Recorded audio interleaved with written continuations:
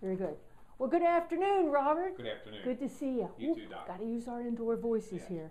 I understand you brought your 3 babies in here Yes. for their wellness exams, get them up to date on their immunizations and so forth. Yes. I want to explain we're going to be doing something different this time as part of our cat-friendly approach to examining felines. Okay. And we understand that that they have different needs than dogs. So thinking from the cat's perspective, what will be the least stressful event for them? We're going to be doing something different, which is we're going to be keeping our voices down. We're going to examine them in the place that they want to be, in the manner that they want to be examined, and so forth. Okay. So it's going to be different than probably any other wellness exam they've ever had. Okay. We're going to do one at a time. And if you're comfortable, you can just have a seat, and I'm going to ask you a few questions. Okay. I think the first one we're going to look at is Guinness, who's the nervous guy in the cage. So let's go ahead and open the cage, and he is welcome to come out and explore the room while we're talking. All right. I think he might like that. He might like that. He's such a vicious animal. I had to have him locked up. Okay, big guy, you want to stay up there? You want to come down? Okay, you just stay right where you are. Okay, that's fine. Have a seat, Robert. Okay. Got a few questions for you. All right. Okay, so when was the last time he had a seizure? The last year when I took him to the Was last year. Okay, on the way in or on the way back? Actually on the way home. Okay, Because I didn't put him in a cage. I just let him run around my car. okay, fine. How is his appetite doing? Appetite's fine. Appetite's Yeah. doing good? They get wet food? Are they on any medications? None. Okay, heartworm prevention? They do take the Revolution. The Revolution? Yes. Great, that's excellent. Okay, I'm gonna cover you up there, big guy.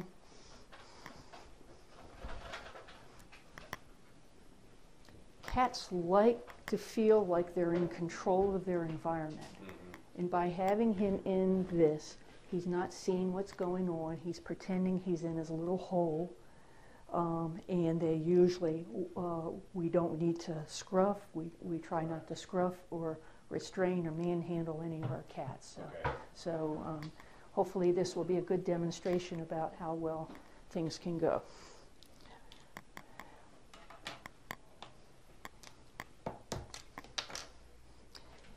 Now, if you're at all uncomfortable, you're being present for this, you're welcome to excuse yourself. But one thing we don't like to do with cats is take them out of the room, to the back, to the lab.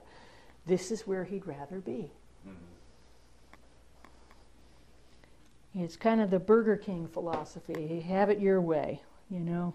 We know cats, and we know what motivates them to be fearful. They don't like to have to go to different rooms and be exposed to other noises and odors and so forth, and he's being perfect. How much blood do you take? I usually take about 2.5 cc's, which is a half a teaspoon. That's not much. No, it's not much. And he could be my blood donor. He's wonderful. Okay. Look at that. Wow. Okay. Good boy. And would you have ever thought that he could have been so quiet and good for that? Okay, big guy. You are done. He said, yippee skippy. Thank you, Dr. Kate. Or maybe not, thank you. Bone towel is helpful because it's got all of the scents from home and from the kids. Right. So that can be comforting for them. Okay. She's not as bad. She's okay in your lap. She likes to get people to pet her and all too. She doesn't like to be held, and she'll start to growl Right. and get out. But then you can put her down, she won't run away. Pet her all you want. So Right. she shouldn't be too bad. Okay. Any concerns that you're having about Kahlua? Her teeth. That's Her teeth. the only one. Okay. Yeah, because I have been aware of that, and I check them. Okay. And hers is, you know, and I think just because, you know, they say things that I've learned from talking to you and other people here about different cats have different teeth problems. Some Yeah. have more than others, and you know, so. Okay. And that's just been a concern with her. Okay, baby girl. But she eats just fine. That's good. So. Ears look perfect. She had a bad mite issue at one time. Did she? Oh, real Okay. bad, yeah. You got such beautiful blue-green turquoise retinas. Okay, sweetheart. She does have a lot of tartar, but not as much periodontal disease. I might suggest that we do the periodontal screen on her too, and then maybe we prioritize in which order we need to be doing the two dentistries then. Okay.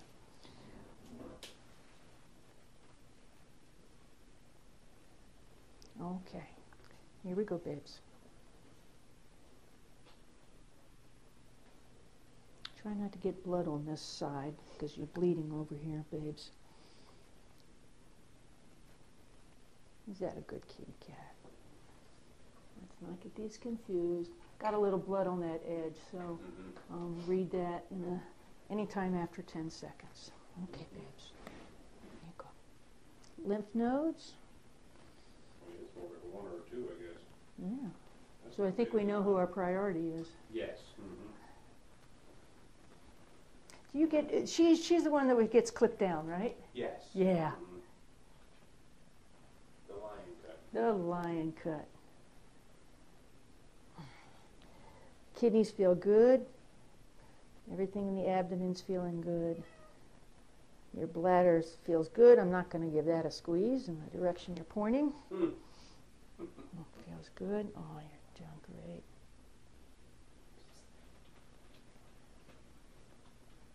Any limping or anything? No. Okay, good. Good. Let me come, please. Pretty cat. Yeah.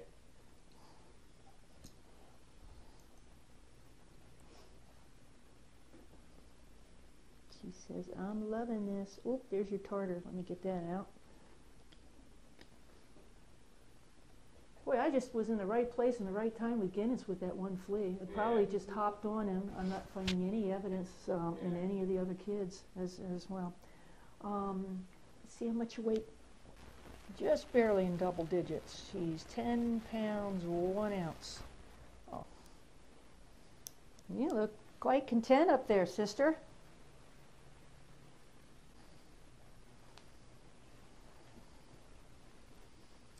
.184 is her heart rate. Has anybody ever mentioned to you before that she has a heart murmur? It's not a very loud one. Yeah. Grade 2 mitral murmur. And that just means that she has heart valve that when it closes is not closing off all the way, and some of the blood is squirting through it and making a boosh, boosh, boosh noise as opposed to a love dub. Some of the things that can be causing heart murmurs in cats can be a heart muscle disease called cardiomyopathy, which causes a thickening of the heart muscle. Cats can get valve diseases just like dogs and people can, mitral valve diseases and so forth. I would say the majority of my heart murmurs in cats are not associated with heart failure or significant heart disease, but there's no way in telling by listening whether it's a significant heart problem like cardiomyopathy or just a minor problem like some damage to the mitral valve. What I can tell you, she's not in heart failure. Right. She has heart valve disease, perhaps. She might have heart disease, but her heart appears to be working okay.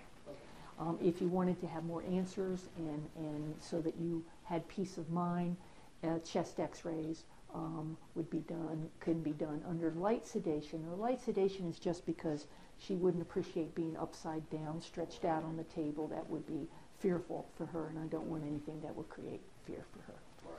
That's something that could be done at your convenience in the next few months or so. Okay, could I have the ear thermometer, please?